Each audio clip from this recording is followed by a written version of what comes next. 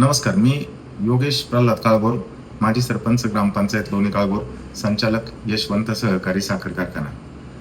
काल आपल्या सर्वांचे लाडके दादा, महाराष्ट्र राज्याचे उपमुख्यमंत्री सन्माननीय अजितदादा पवार यांचं आकस्मिक विमान अपघातामध्ये दुर्दैवी असं निधन झालं.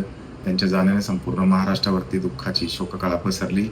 आज आपण पाहिलं तर आपला पुणे जिल्हा दादांना पोरका झाला. दादांची काम करण्याची पद्धत खूप वेगळी होती आणि चांगली होती.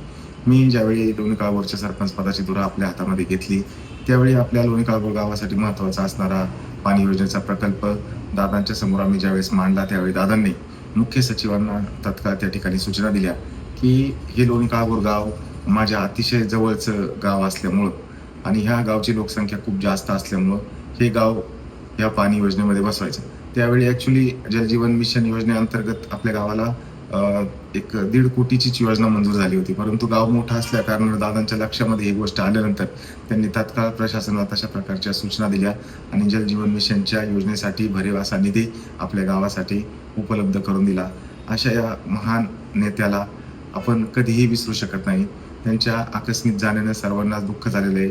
आम्ही सर्वजण या दादांच्या कुटुंबियांच्या दुःखात सहभागी आहोत. या नेत्याला मी लोणी काळभोर ग्रामपंचायतीच्या वतीने भावपूर्ण श्रद्धांजली या ठिकाणी अर्पण करतो.